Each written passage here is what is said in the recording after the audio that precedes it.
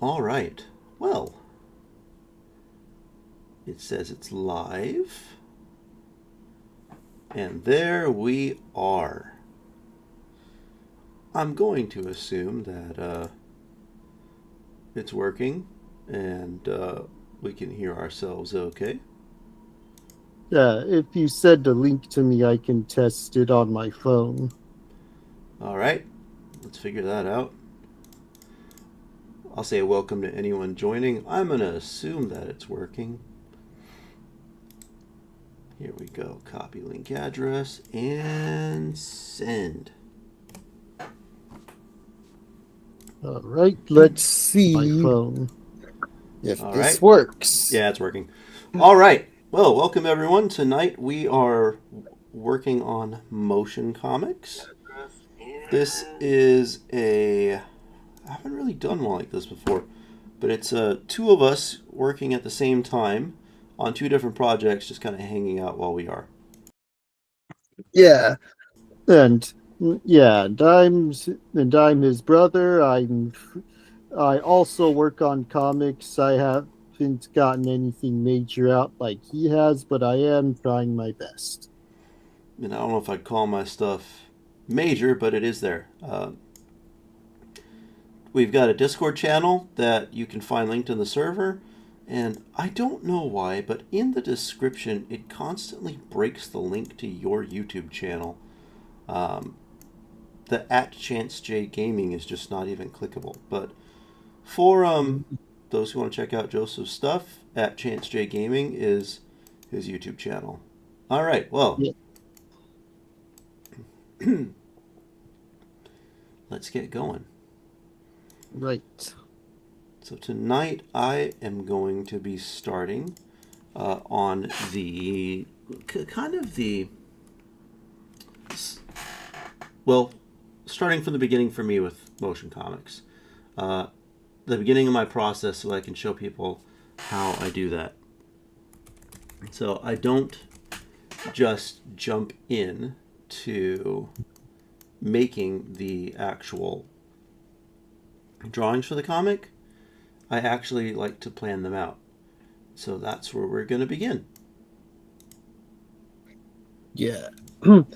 I'm definitely interested in seeing this for my own work. There, I pinned your YouTube channel in the chat for anyone that wants to check out your stuff. Much appreciated. Yeah, please subscribe. Okay, so let me clear that. Start a new layer. So for me, I like to begin with. I've usually got a concept sorted out. In this case, I'm going to go with. Let's see. Go some very simple birds flying away. And man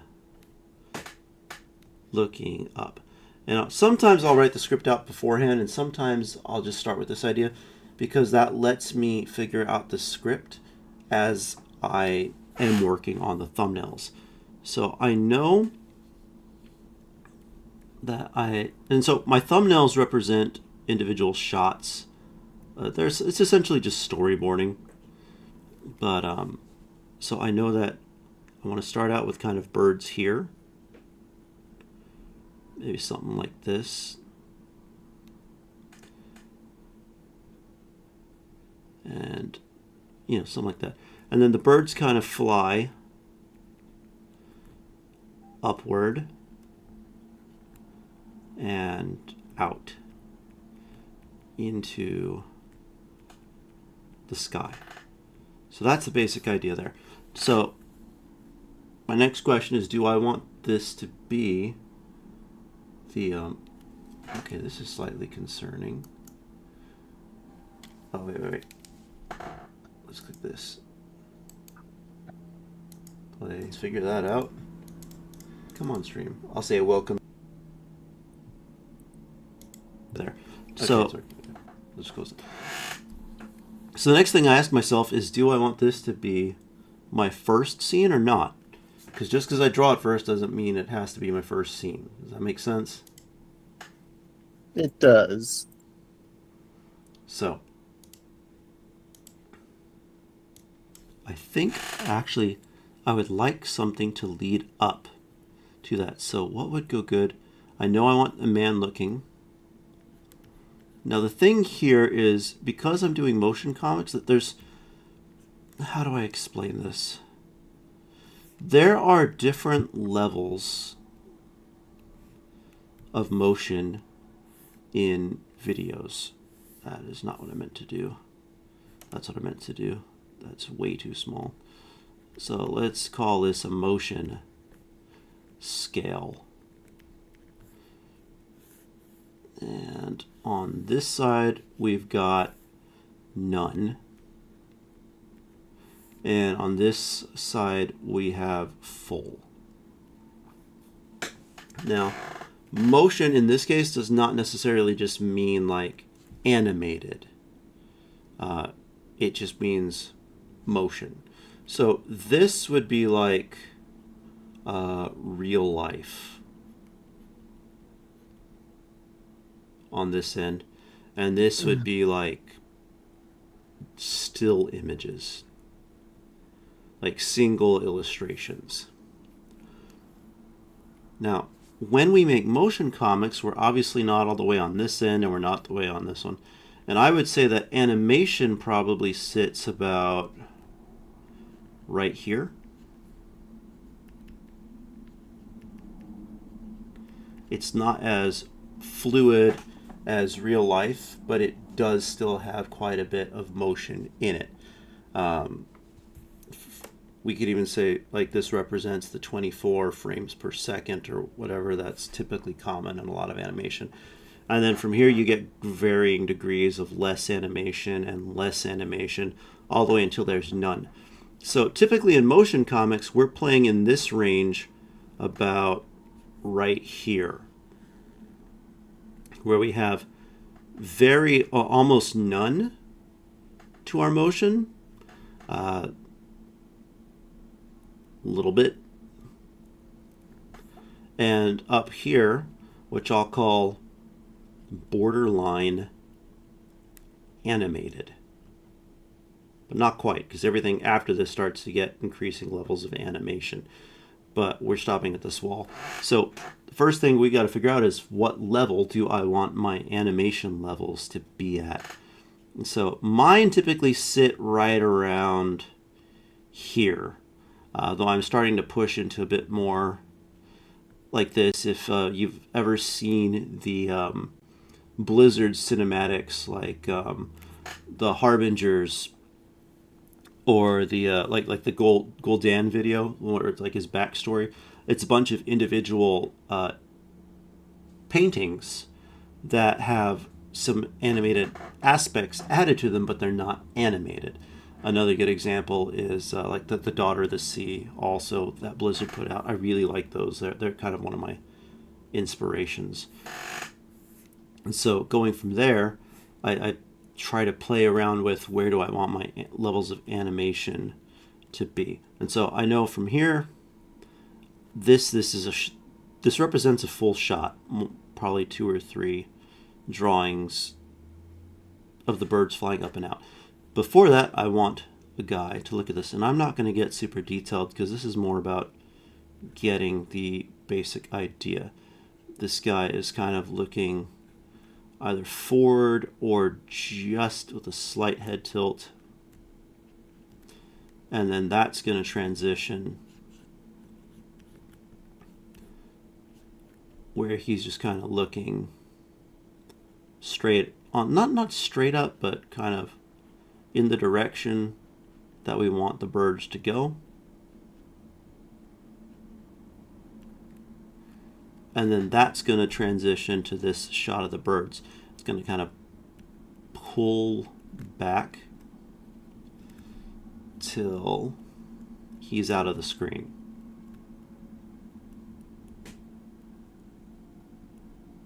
And we go upward towards those birds.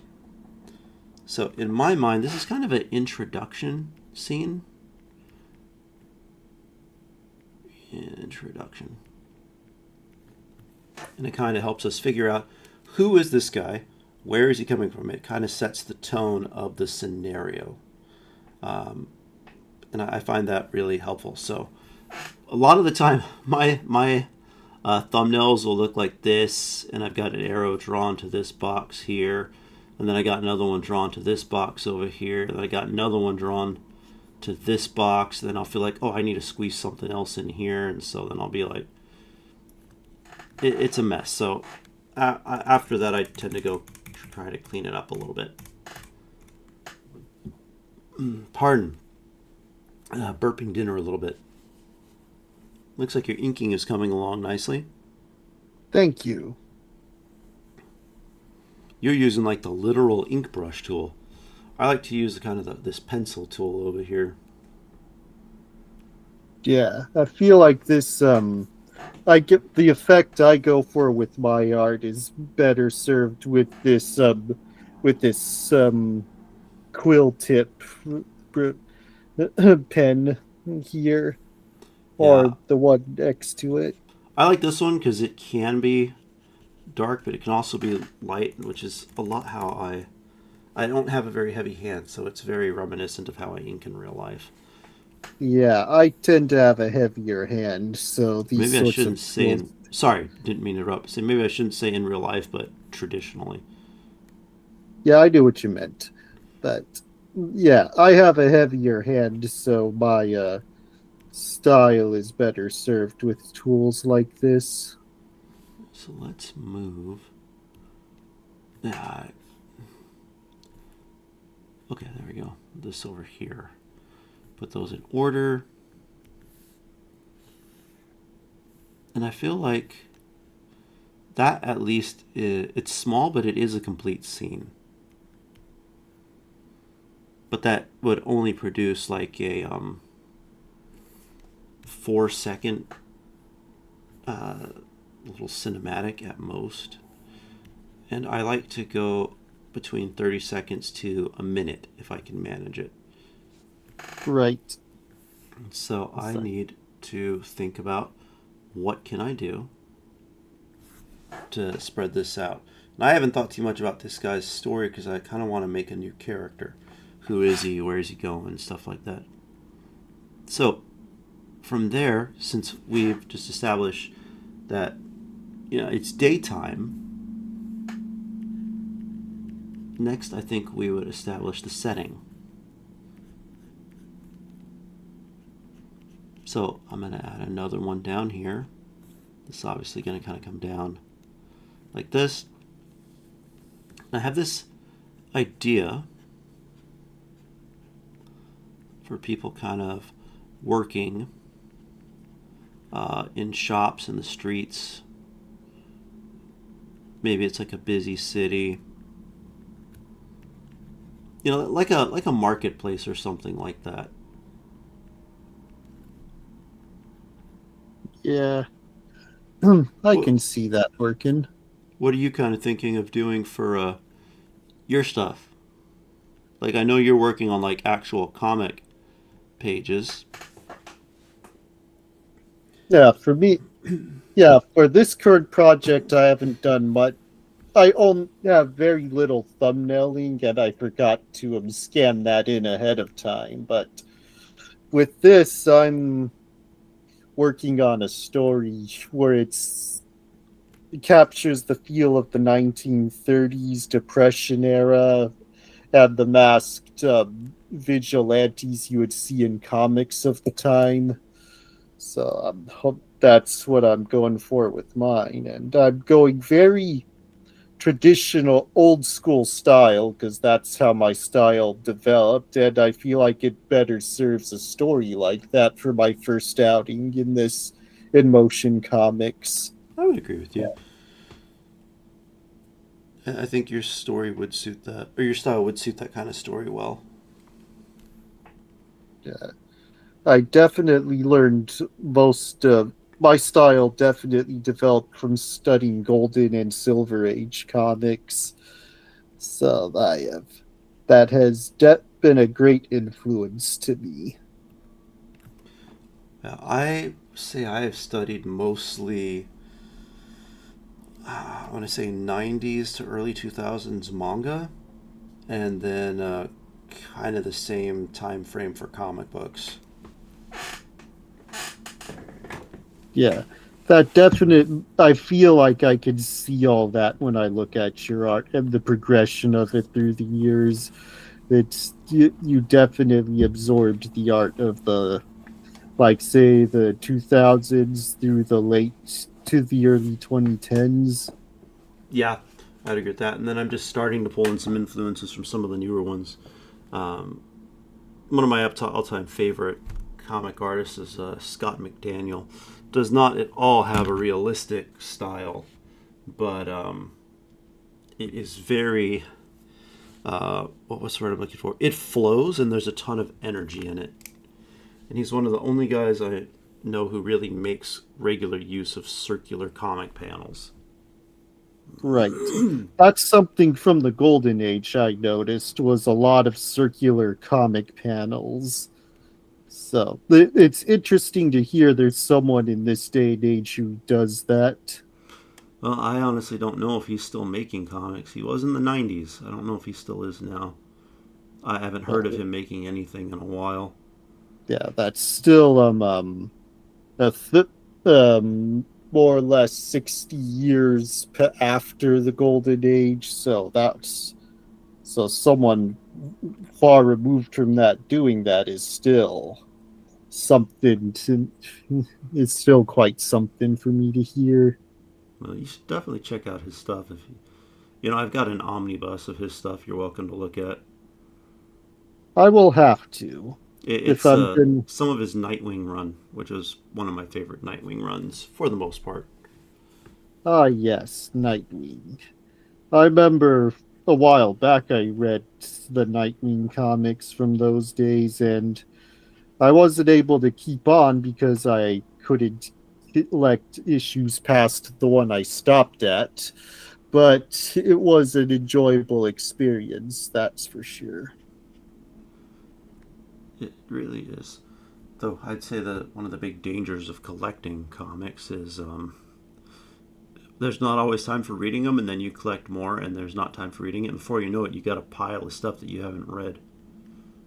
Yeah, it's the comic book. It is essentially a pile of shame, a term I'm borrowing from a miniature board game painting. Yeah, more or less. So let's see. Hero is walking through. Um, so we'll say first full. There's only two L's in full. Body shot. Now I know that I'm going to make a new layer, and I'm going to grab a red. I'll grab red and switch my brush real quick. Let's crank up the size of this. I know that for this, I kind of want him looking straight at the viewer, and then I want his eyes to fixate on what he's looking at as this turns up. I'm trying to mark my camera angles so that I know and I can keep track of where this is going. From there, these birds will kind of follow a progression like this, up and out of the presentation, the cinematic. And I think I'm actually going to do each of these birds on a different layer, an individual layer, so that I can scatter them a little more and give them a little bit more of a natural flow pattern instead of just having them all on one straight illustration like I often do. Excuse me. Yeah, this brings to mind some documentaries I saw of old Disney animation, making old Disney movies from back in the day, and all the techniques and technologies they had at the time, such as large cameras that looked down and a scene where it pans from one side to the next, being like this large real world painting that the camera would move and zoom in on certain parts of the painting See, I had before. this. Sorry, go ahead. And so, as you're storyboarding that, it brings to mind that, yeah, you're breaking yours up, but as you're explaining it, that's what it was bringing to mind. Yeah, I think that's probably where I've taken some inspiration from as well. I was going to say, I was looking at this earlier, it's a drawing that I did, and I was thinking if only this guy had not been drawn in to the background, it would have been so easy to animate this figure actually jumping at this enemy, but because I drew it all uh, as one piece, I didn't have the luxury of doing that. Yeah, I feel like you could still do that. You could just cut the character, turn it into a separate image file, I, or I, I could, but the problem is as soon as I start moving him, that I would need to. Okay, why isn't it actually moving? Oh, that's why. What is going on here? Some of these tools, it's like I did something wrong with this drawing application. I don't know what I did. Let's try that again. Use a lot less pretty selection this time. Okay, and this one. Nope, it's just gonna move that whole image. Okay, but I was gonna say as soon as I start moving him, I gotta start repairing and drawing, redrawing parts around him. yeah. What I was gonna, hmm, yeah. So I was thinking, you after you take him out, you complete the background where you took him out. Mm. I mean, yeah, I could do that. It just, I think going forward, I'd like to plan it into the actual construction of the image Right, that is definitely the better approach. because you're not wrong. I could edit the image and do that, but how much better to just design it in the first place? Mm-hmm. Yeah, So definitely a hindsight kind of thing. yeah, and so I try to come in here and I try to mark my uh, views of how I want this to go. Okay.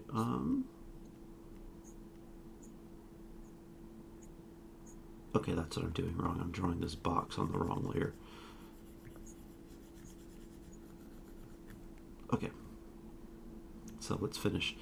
Now, one of the things I try to be careful of is panning direction should never be the same from two shots.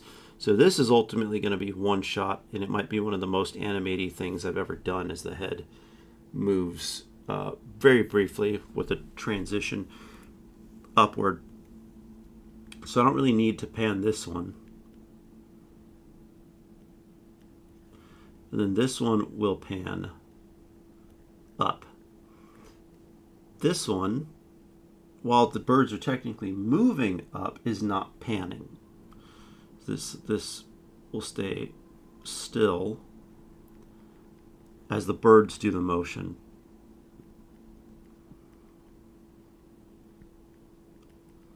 Okay.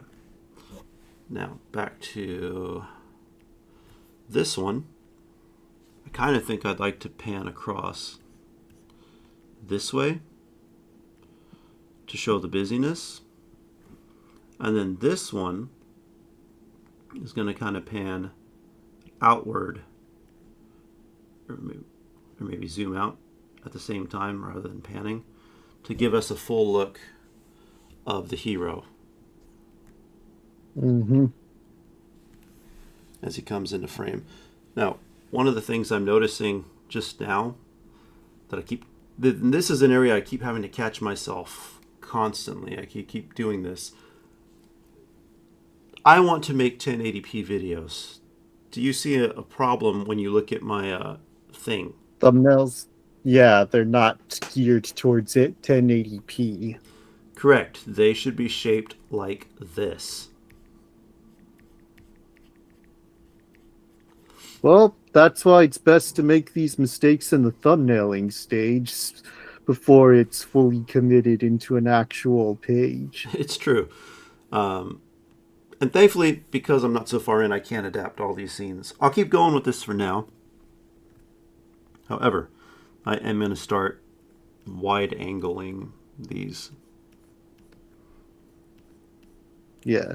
I know I'm gonna zoom out here so my thing can be fully seen. Yeah, it's stretched from how it was originally, but with my thing over here, you can see I'm just starting to to adjust to that mindset with my stuff. There are a couple panels here and here that aren't fully that way, but uh, but I am definitely better adjusting the pages that I drew after this one are doing a lot better to conform to that format. So it's been an adjustment. And it's going to like continue to be one. It doesn't really stop being an adjustment. One of the things that happens also is one of the things you've got going on that's actually really good is you've got a fair number of wide panels. So if you're doing like a 1080p aspect, that you're more set up for that out of the gate. Mm-hmm. Yeah, like this. Yeah, it's coming a little delayed on your end, but so you'll see shortly. But on my end, the panel right next to the one currently being showed up, there it goes, is wide, so it will transfer over to that aspect ratio a whole lot better. Yeah, when you were zoomed out, I was actually looking at the that top panel. Right, this top panel was definitely made with that in mind. So, because it's when I get onto it, it's gonna pan from the main character over here eh, down from the left to the right as the monologue goes.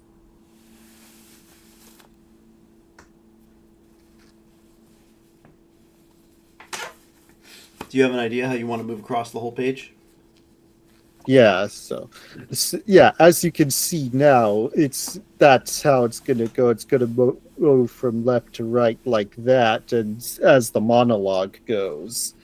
And then the next panel it shows is the other character coming up to see him. So the next question I have is, do you have any idea how you want to pan those shots? Yeah. With this current panel here, I'm hoping to from the top right corner, I'm gonna zoom out as this shot goes down to the bottom left panel. What about the next one? The next one is gonna go from right to left. Which will help show who's talking better. Well, you'll know from the sound of the voice, but it'll start from right to left to show that the guy closest to the right is talking first. And then as it gets closer to the left, the guy on the left of the panel will start talking. I think that sounds good. Go back to that last panel real quick, please. So All right. you were planning It'll to zoom from where to where? from the top right corner down to the top left one as it expands. Okay, so I'm going to ask why the corner? Because it's show maybe I should do it lower, but essentially it's gonna help show that the movement of the character from the hot dog vendor down to his partner in the bottom corner. So I don't think you really need to like try to extra show the motion. Like you've drawn him in motion. Let the drawing tell that he's in motion. If anything, you want to control the focus. And so if it were me, I would either zoom. I wonder if I can, if this will show up. Maybe not. The Google Meet's got like a whiteboarding feature I was going to try to use, but I've never ever used it before. Anyways, Yeah, we could figure that out off stream. but I was going to say that either from the guy holding the hot dogs, not the hot dog man, but the other guy, or the one with The a guy, hot dog in each hand, I'd say I'd zoom in yes, from his face outward, that's a good idea. or from the Oh, space between him and the hot dog man, because yeah, you like want to emphasize as much of the character and the conversation, what's going on. But the top corner just feels like an arbitrary spot. Like, oh, I'm the top corner. Does that make sense? it does. It makes a lot of sense. Good. Yeah, you want to control, and you want to control where the eyes are going, but you always want to control it from a place that makes sense. Right. All right, so going back to mine, I think I'm going to actually have him walking sideways in this next shot.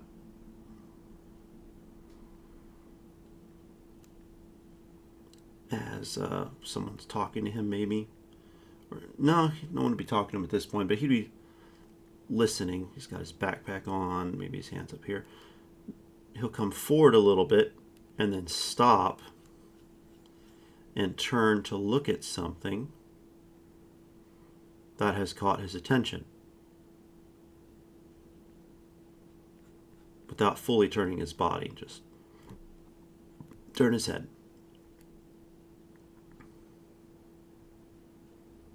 And that'll give it a slight bit more of a animated feature without being animated. Sometimes just going between a couple of very close images is enough to create that kind of fake animated feature. Yeah, that's something yeah, that brings to mind one of my biggest inspirations, which I'm sure a lot of classic comic book fans watching will know, Jack Kirby. Because unless you get into his history, a lot of people won't know that his early career was in animation. He did the in-betweens for Popeye and other similar cartoons from that studio. I He, honestly always forget that he did that. yeah, so he has actual experience with animation, but it felt too like factory assembly line mindset to him, so he couldn't stay for long. And I honestly get it. I'm that same way too. But Well, when you look at his works, especially during the 60s, in what was in the Silver Age of comics, what was dubbed the Marvel Age for Marvel Comics, you can see his still images have create the illusion of motion extremely effectively. I have some of that stuff, and I look at it. And when you turn the page at a certain angle, you can feel like the image is taking you on a ride. and I think that's exactly what we're trying to recreate. Is this that not quite animated, but still a lot of movement experience. Right. So everything you have been saying has been reminding me a lot of that. Oh, good. I should probably take some time to actually look closer at Jack Kirby's work again myself. I feel like Yep. people like, why is it every time I want to remember a name, that's when I forget it? Yeah, I get Walt that. Simonson. I think he was another one who was pretty good at doing that as well. Yes. From what I remember of Walt Simonson, he is a true master of the craft. And so there's definitely some things to learn, but like I was saying, we're now trying to plan for those in a cinematic way, as opposed to just planning for it in a still illustration way. Right. And I think that's why artists like Jack Kirby are those who tried to follow his example succeeded so well, because they captured that cinematic feeling and essentially brought the cinema to the comics in a way. I was going to say something. What was I going to say? I don't remember. Brain just decided it didn't want to remember anything. Oh, I'm sure if you need to remember, it'll come back to you. I hope so, because it's kind of frustrating when you're like, I've got a thought, and then it's just like, nope, not happening. Yeah, I get that. Let's see. What was that thought?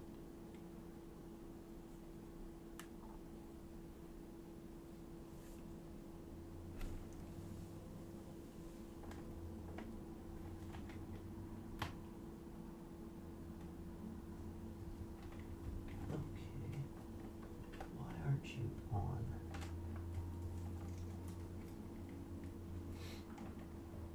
Just realized my Steam Deck is not charging. Well, that's foreboding. Completely I think it's the dock.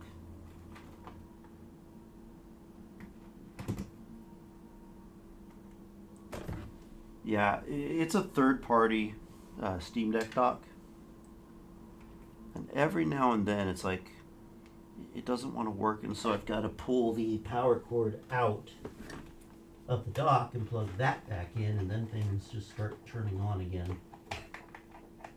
Well, at least it's an easy fix. Yep, that did it.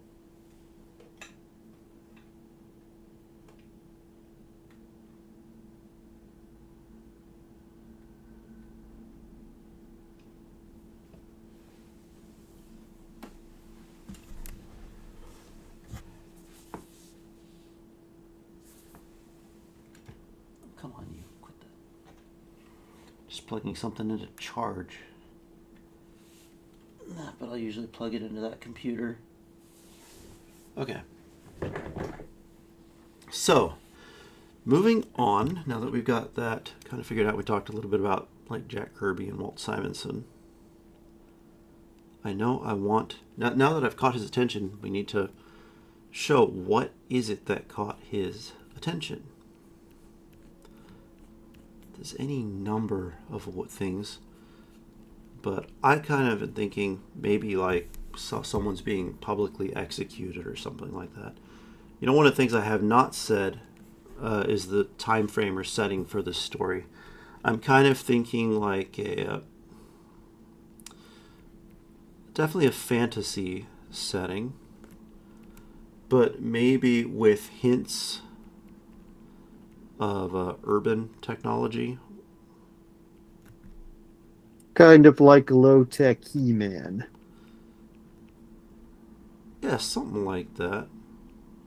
I forget that He-Man is technically a little bit on the more high-tech side, because they've got like the flying cars and things like that. Because they do a good job of making it still feel like fantasy. Like he's got the power sword, and like they're still fighting him with a lot of medieval type weapons. Right. Like, they pulled off something extremely rare by incorporating advanced tech while also maintaining that fantasy edge to it. Well, and they're all dressed like completely fantasy characters. Mm-hmm. So let's Yes. see. I was watching something earlier today where they were doing public executions, and it was a group hanging. So that's what comes to mind when I look at this.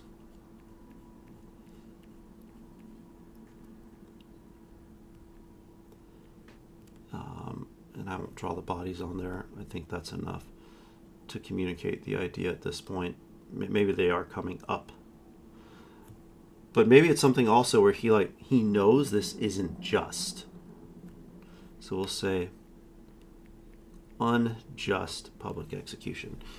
All right. So I now have, let's see, this is technically 1. So 1, 2, 3, 4, 5, 6. 6 shots. I know I need more than that. So let's plan out a few more.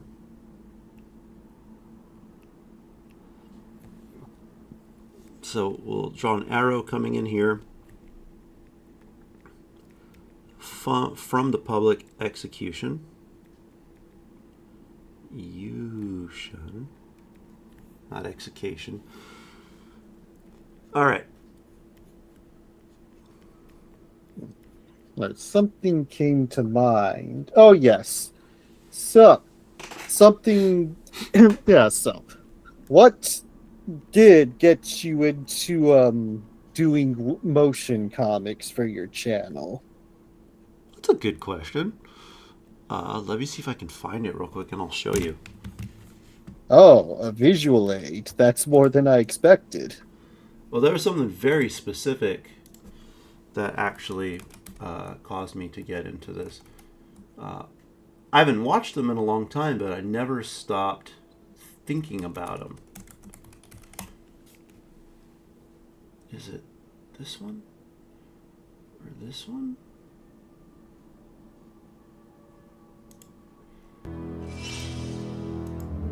Let me see. Let me create a new window capture to share this with you real quick. All right.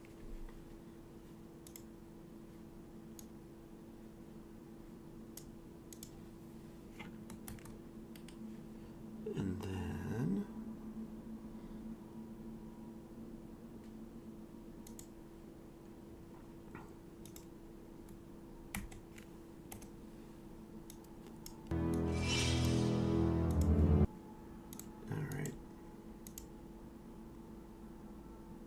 okay, that's not what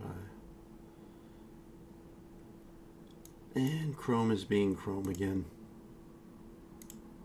Chrome does that. Yeah, it's doing that thing where it's like, I know you've got this open, but I don't want to actually target it.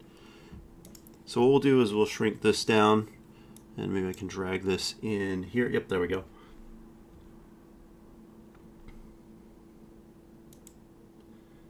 And then, since we've already got that selected, let's just bring that to the front real quick. Okay. But this is this is it. It's the terrorist demanding a corpse, or to be more specific, cell specimens which contain a person very dear to me is being held hostage. My niece. You see like the very subtle transition. Meryl. Several Those characters are still drawing closer together, which tells me that they're drawn on different layers, but it still reads and feels like a comic book. Mm-hmm. Soldiers were reported missing. They only got better because after this, there was the game Metal Gear Solid Portable Ops, where all its cutscenes were motion comics in this fashion, and that was better. And then the last game they did where they did that approach was Metal Gear Solid Peace Walker, and they really stepped up the motion comic cutscene game with that one. Yeah, so I love those. I think they're extremely helpful, and I have learned a lot from studying those. Right. So, but yeah. I actually have both the first digital graphic novel for that and the second one because it came with the Master Collection. So, but yeah. That hope that answers your question. I saw that, and after that, it was like, okay, this is a whole new way of doing comics, and I think that's an important thing to think about. For a long time, comic books were just, draw the next page, read the next page, draw the next page, read the next page. But now we live in an age where YouTube is like such a big thing and other platforms like it. Comics do not have to be still anymore. And so that kind of got me into this. How can I add some more dynamic, like a cinematic component to my comics? Right. And seeing what you've done so far, it's definitely got me inspired to do what I'm doing right now. So let's see. Should we? So you'll see over here, I've got the arrow drawn, and then I've got like an A, a B, a C, Mm-hmm. and a D. This is what I do when I don't know what I want the next scene to be. And so I will experiment. I'm torn. Like, this could be like cliche sees girl type thing, as in, potential love interest type Or, person. or, yeah, potential love at first sight. Yeah. I'm not always the biggest fan of that. I Yeah, know it's a hence the thing. potential. It's like,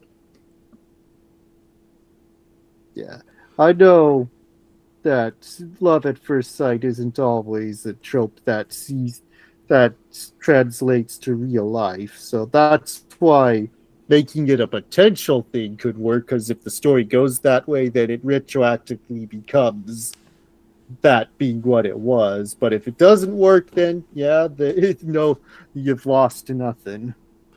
Yeah.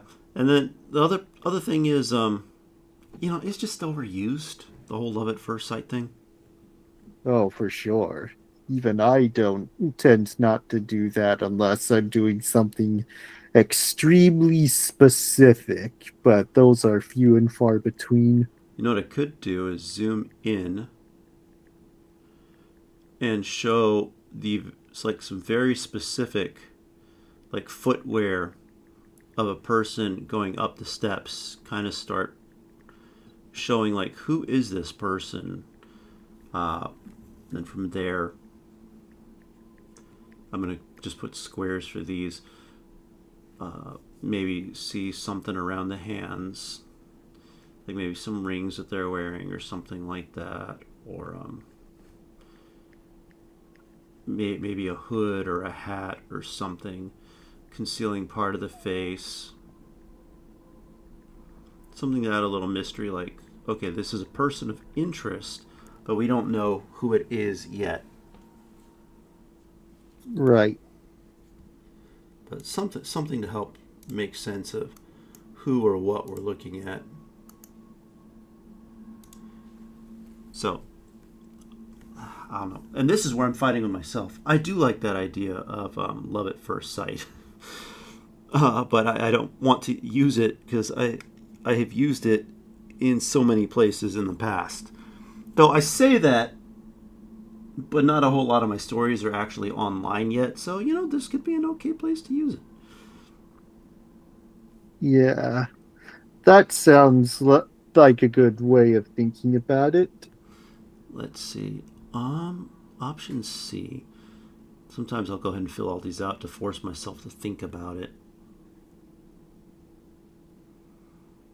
Maybe more like this one.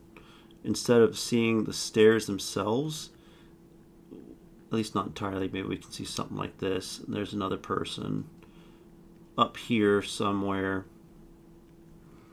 And we kind of see this person coming up right here. There's another one back here.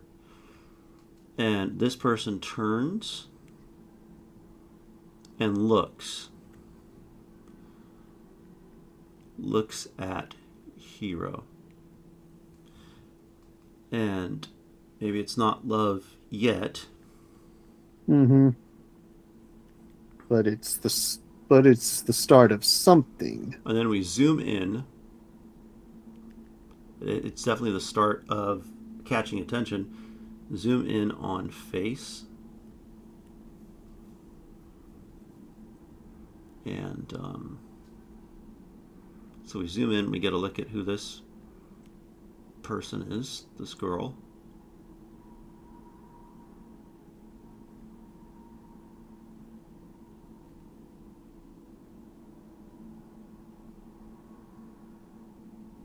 I don't think our mouth needs to be able to go like that. Anyways, so we zoom in.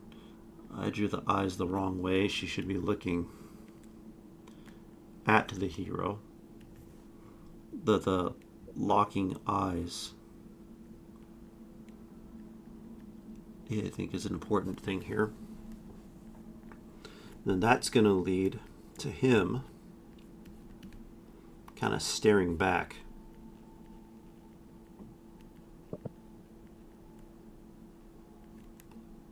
You know what? This isn't a love interest. Because he has no idea what's going on. So maybe this person is about to die.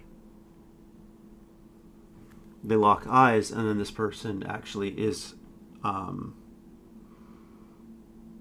exterminated.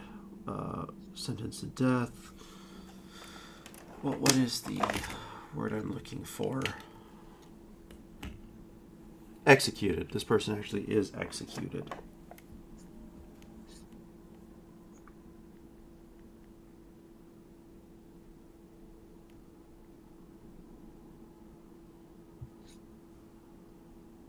But then that would give him a reason to like look into this. Like, who was she? What's going on? I don't know what this guy's looking. I haven't come with appearance for him either yet, but there's that. Okay, so I don't think we need that one down here anymore. And instead, we know that he's going to lock eyes with this girl, and then he has no idea what's going on. All he knows is he sees a criminal on a stage. He's going to see the execution happen. And maybe now we're looking at the back of his head. And we see, we'll put the board up here, and we can kind of see the people have just been executed. And he's just, like, he's perplexed. He's like, what is going on here? I have no idea what this place is. What is this? And then at some point, he's going to find out all these people were innocent.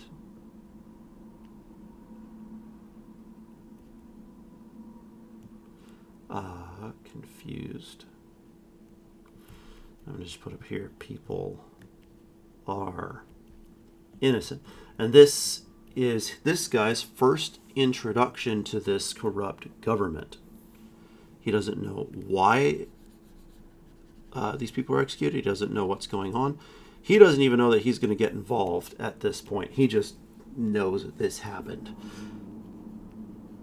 And so I'm going to draw an arrow for there. We're going to come back in over here. I'll draw a line there to separate the two sections. Come back in here.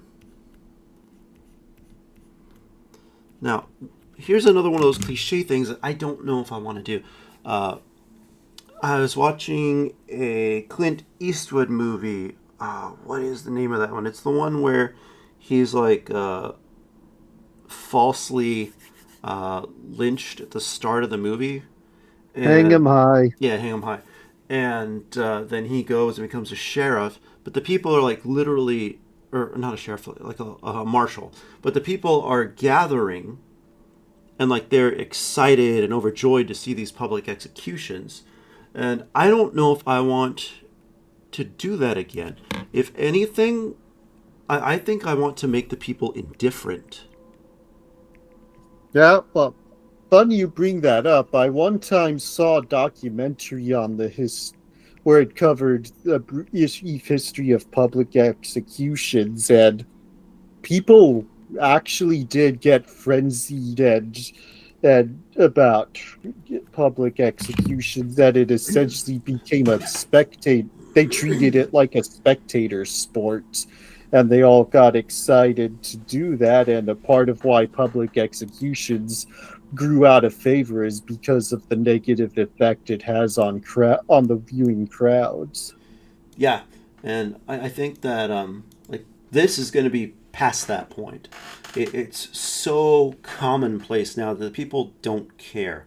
It's just like your brother or sister has played the same song for like the 1,000th time in a row, and you're just tuning it out because you just don't care anymore. And so I think he's going to notice that. He's going to maybe stand right here, kind of turn around, and all he sees is people going about their everyday business. Like maybe these two are talking, even laughing to one another. There's some more people over here. People at the shops are still shopping, and the stands are like, hey, you want to buy this? Things continue as normal. And then I think from there I'll just go to one more shot of him, like probably zoomed in based on this, where he is still kind of like here. He's still got his backpack on, but he's really confused, like, what is going on here? I think that will be a good end for that first little episode. That should give me about 30 seconds at least, maybe a little longer, depending on how I cut it up. So the next thing I need to figure out, again, is my transitions. So I'm going to grab that red and that pencil. So I know I'm not using this one, and I'm not using this one. So I think with this one, I'm going to kind of go this way, then go that way to kind of show the movement of them going up the stairs, and then I'm going to center in on her face. Something like that. This one, I'm going to do like this. It means I'll have a gentle camera shake. And then this one will have a slight, very gentle pan this way. This one will quickly pan up and then drop hard to kind of give that thunk feeling. This one is, again, going to kind of pan this way and then back down this way to show kind of how people are moving through. And then from here, and this one, like, we're not necessarily focusing on this guy, we're kind of passing around him almost like the city's passing around him undisturbed, and he's just there. And then we from here go in and center back in, zoom in a bit back onto him till he's kind of in focus like that. And I think that should work for the transitions for these. All right, how's your stuff coming along? Mine's coming along good. I completed a panel and I'm on another one. So give us a look of the completed panel I just did, and then I'll get back to the one I am on right now. So actually, I think we're pretty much out of time. So why don't you show us where you're at? All right, I will zoom out. It may take a bit to fully show it shows. on your end. I can see it. Yeah. Thank you. So tell us about it. What are you thinking? I'm thinking it's looking at your approach. I think things are going good. You're planning it out pretty well, and I think you've got a good framework to work on. And as for my end, I think it's coming along good. The inks are definitely bringing my rough pencils together, and it's really showcasing my style the way I wanted it to. And I think once I've got this in the video editor, I can start getting to work on it and bringing it to life real well. I think we were able to catch on to my earlier problems early enough to mitigate things before it got out of hand, and I had a lot more work to fix things up. I would definitely recommend making another layer and kind of do like I've been doing with these red lines. And then think about, if I was watching this, what would make the most sense for these camera transitions? All right. So for this one, I would going the oh haha, that explains it. For this one, I would go like this for that. And as we mentioned before, I'll go from the hot dog like this and expand the image that way with a big focus on this corner here. And for this one, it's going from here to here. And on this one, I'm planning on something like this. And this one, I'm thinking more I'd probably down. zoom out from his face Like, until you're showing this whole panel on that last one. that's a good idea. So just like this and just out like, oh, That's enough there to convey the idea. no, it's just I accidentally clicked something on my thing, so it messed with whatchamacallit. The pen settings. Right. I think that makes sense. One thing also is you can break one of those up into 2 or 3 transitions to get where you're trying to go. Like, you don't have to just drag across a long panel like that. You could zoom in on his face or zoom out from it and then show the car look like it's moving, and then you could zoom out and show the whole panel. But you can break it up that way as well. Yeah, I guess what I could do is start like this and then like do something like that. And then kind of go like this. So I can see that. Or like that. So I can see that working Tell you out what, pretty. I'll show you what I'm thinking of next time. Why don't you send me that? Not this moment, but when you have a bit, send me that top panel, and I'll put something together to show you exactly what I mean. All right, I'll do that. But yeah, well, thanks to everyone who was able to join us tonight. We went through the stages of kind of planning a motion comic.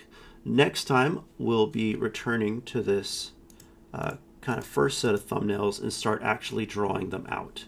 I might actually have some of these drawn out beforehand, because there's a few of these I would really like to focus on in some of these streaming nights.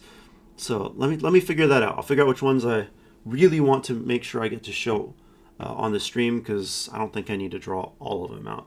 But and then thanks to Joseph for joining us tonight. And You're welcome. And if you wanna, and if gosh, you'll hear, but if you want to follow me, just go to the channel link pin in the pinned comment, and I'm also at Hero Hero, where I'll be posting my motion comics. So I hope you'll check that out as well. I'll get the description updated with your information so they can find you. Much appreciated. All right, everyone have a good night. All right, good.